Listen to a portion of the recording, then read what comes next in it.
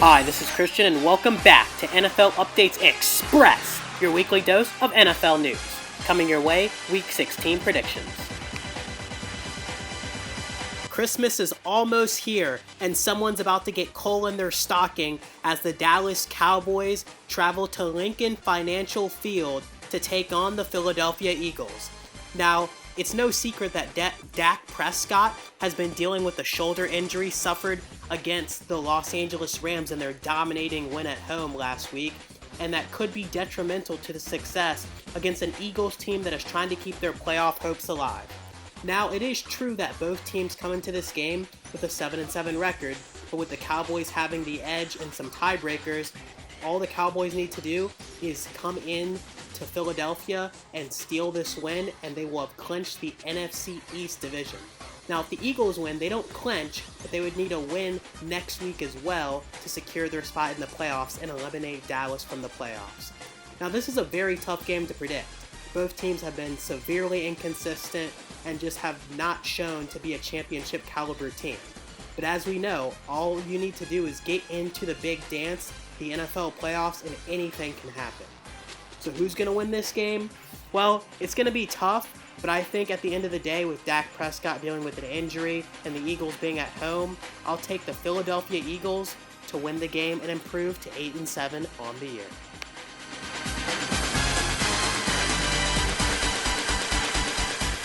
It's a battle in the Music City, Nashville, Tennessee, as Drew Brees and the New Orleans Saints take on the Tennessee Titans.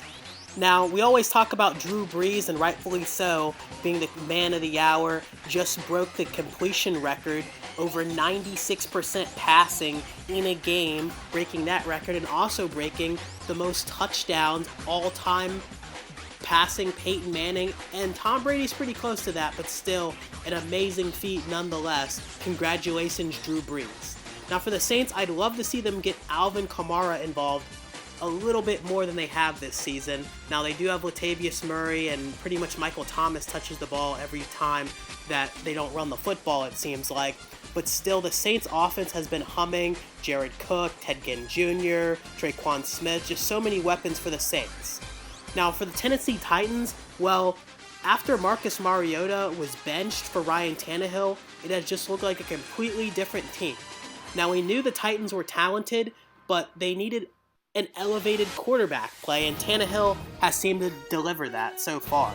Now, the Titans are firmly in the mix for an AFC wildcard slot, most likely getting the 6th seed, and I think they could do it. They have to knock off the New Orleans Saints here, I believe. And because, Week 17, well, it's not a gimme game, obviously. They're playing the Texans, and in a division game, the Texans could be fighting for a potential berth in the playoffs too, depending on how their Week 16 goes. And so I think at the end of the day, they need to find a way to take the upset here. Now, will they? I'm not sure about that. The Saints have just looked too hot, and I think ultimately, when it's all said and done, the Saints will get the job done.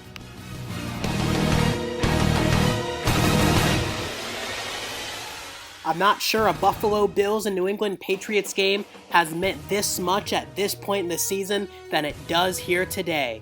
In the battle of the defenses here, Buffalo Bills, Patriots should be a good one in Gillette. Now, for the Bills, Josh Allen has played amazing this season, and it's really exciting to see the Bills faithful finally getting a good football team led by Sean McDermott, the head coach. Now, the Patriots, we know they've been good for as long as I can remember. Born in 2000, they've been a dominant team since then, and the Patriots just keep on going. Now, Tom Brady just isn't the same quarterback that he has been in years past, but still, he makes smart decisions, and relying on a great defense, the Patriots are still Super Bowl contenders despite what anybody says. Now, their defense will have to play great once again here against the Bills team that can run the football pretty efficiently with Devin Singletary and Frank Gore at the helm in the backfield.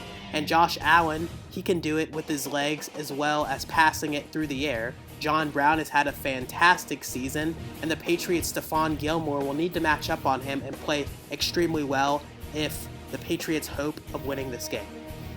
Now, I think the Patriots, while their offense a lot of it relies on their running backs, as we've seen. I've seen in the last couple years, they rely more and more on their pass-catching running backs, James White, Sony Michel, Rex Burkhead, etc. And if they can keep that going, then I think the Patriots should be able to edge out a win at home, but I wouldn't count out the Bills. I mean, Tre'Davious White, the cornerback for Buffalo, has played extraordinary, and if he can get a pick or two on Tom Brady, who knows, the Bills could steal this game and maybe steal the division as well. But when it's all said and done, I just can't go against Bill Belichick and Tom Brady, especially at home when it's crunch time. So I'm going to take the New England Patriots to edge out the Bills in Gillette.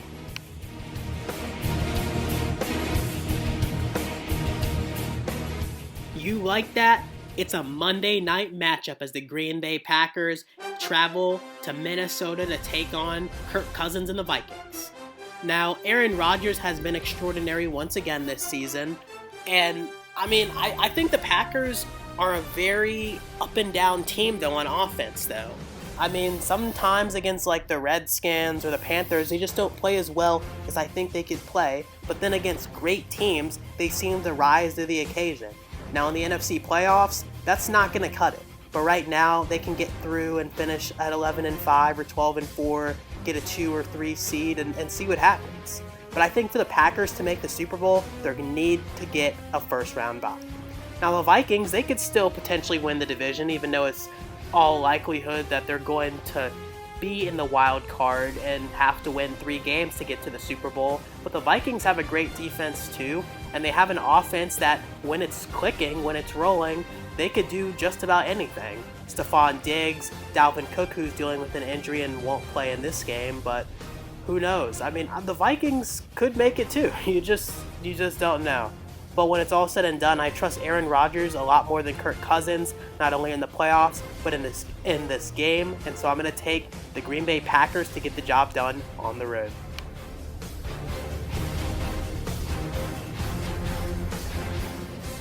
Another division game as the Los Angeles Rams travel to Santa Clara to take on the San Francisco 49ers.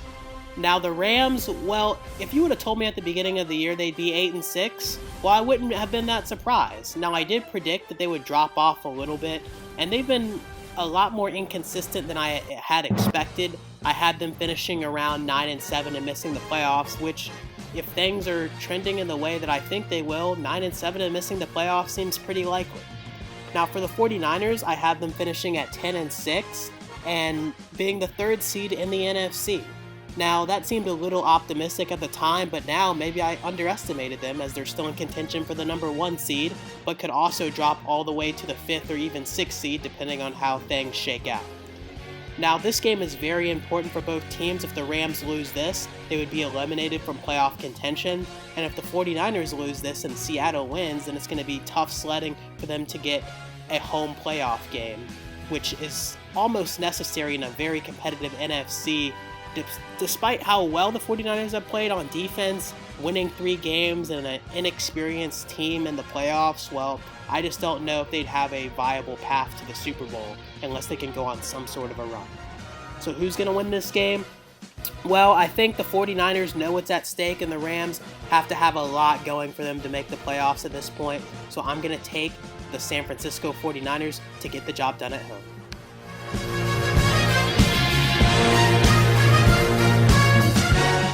It's almost Christmas, so might as well throw in an extra spotlight game of the week as Kansas City travels to the Windy City to take on the Chicago Bears. Now the Bears, I had them going to the Super Bowl and taking on the New England Patriots, and well, that's not looking too hot. The Bears are eliminated from playoff contention. They're currently at 7-7, which isn't terrible, but considering where most people thought they would be, which would be a Super Bowl contender, and now they're eliminated from the playoffs with still 2 weeks to go, has to be disappointing. Now, the NFC has been stacked, and a couple of close losses and offensive inefficiencies really did the Bears in this season. But I think Mitchell Trubisky did enough in the second half of the season to keep the starting spot at least for next season, but who knows after that.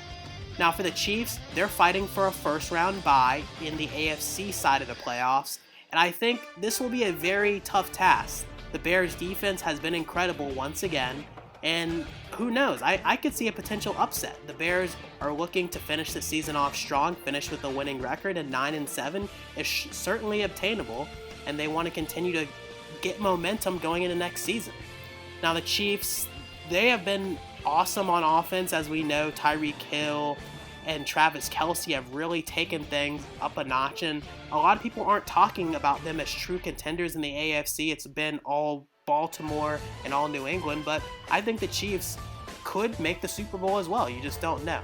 But when it's all said and done in this game, I think the Chiefs just have too much firepower, and the offense of Chicago won't be able to put up enough points to get the job done. So I'm taking Kansas City to get the job done on the road in primetime.